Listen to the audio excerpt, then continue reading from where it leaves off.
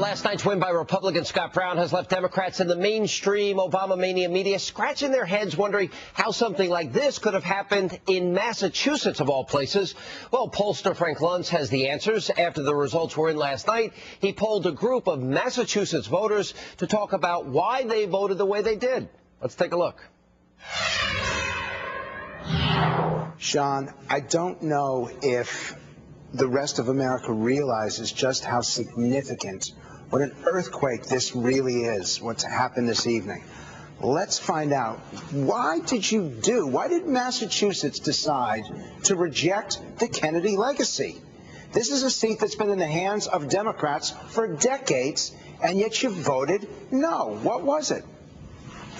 Massachusetts is starting a civilized American revolution. I'm so proud we can be part of it. We're tired of them ignoring us. We need checks and balances. Scott Brown got it right. Yeah. He's a Jack Kennedy Democrat, not a Ted Kennedy Democrat. But he's a Republican.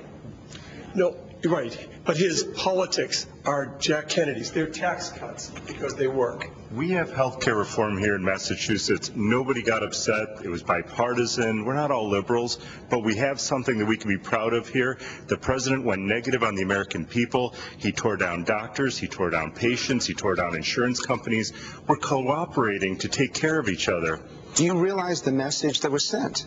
All politics is local. Brown ran a good campaign and Coakley ran a poor campaign. Is that what it is? Is that why people voted? Politics is not. This election is setting the stage nationally. Wake up. What is happening with Ted Kennedy's seat is it's going to stop what is the craziness in Washington. Good. It's an end to politics as usual. Massachusetts finally woke up. More than half the voters in this state are registered independents. This is the first time that I can remember in my life that we truly were able, my vote mattered, and that showed a real message to Washington. The times are right for the change, not the change that we were promised during the last election. You agree with that? Yes. Go ahead. Actually, the people in this state actually are with Martha Coakley. I think the message this is sending is about health care, and it's about jobs and the economics of this country. But I think socially people agree with Martha Coakley. But is it a rejection of Obama's economic plans? Yes. Yes? I think that it has partly to do with that. I do. A very impatient electorate expected Obama in 10 months to overdo 8 years of the chaos that was the Bush administration. But remember that it was Brown himself who said, stop blaming the past, let's focus on the future. Aren't you following? Where's the change? The past includes that deficit and all of the problems that we have now. So triple the deficit. That's the solution. Go ahead. Well, just because it's changed, it's not necessarily right, and I don't think the country was ready for a complete healthcare overhaul. So Obama went too far. Socially right. Yeah. At this time in the economic standing, yeah. The voters expressed how disappointed they were with the promises made, open and bipartisan, and it was not done that way. So people have said, okay, that's enough.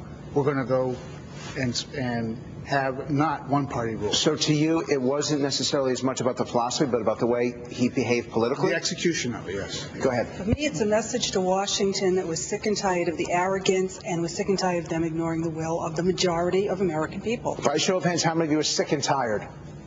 How many of you are mad as hell? Now, again, this is the home of liberalism in America. You voted for Obama. I did. What's the problem?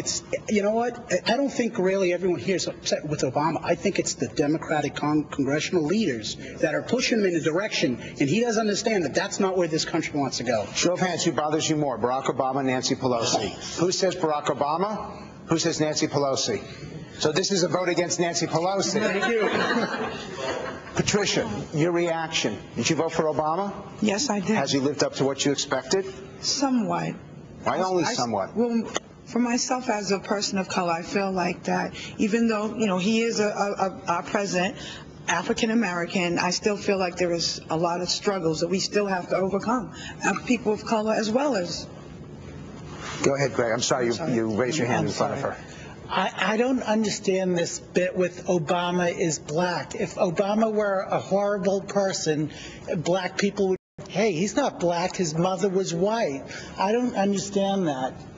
I'm disappointed in what we've done as a state, but I hope that we can take advantage of that and actually work in Washington, and Nancy Pelosi and Obama can actually do something bipartisan and make something good happen with this election. So what do you want the rest of America to know about what happened tonight? I'm delighted that we elected Scott Brown tonight, and I think it's a message to President Obama that he's the president of all the United States, not just the far left, all of us.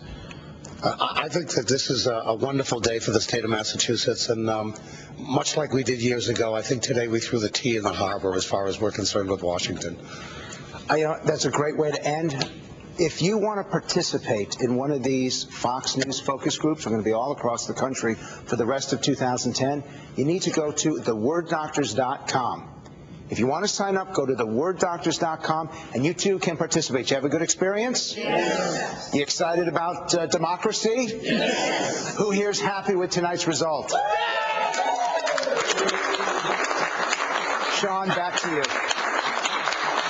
And thanks, Frank. And let not your heart be troubled. When we come back, the great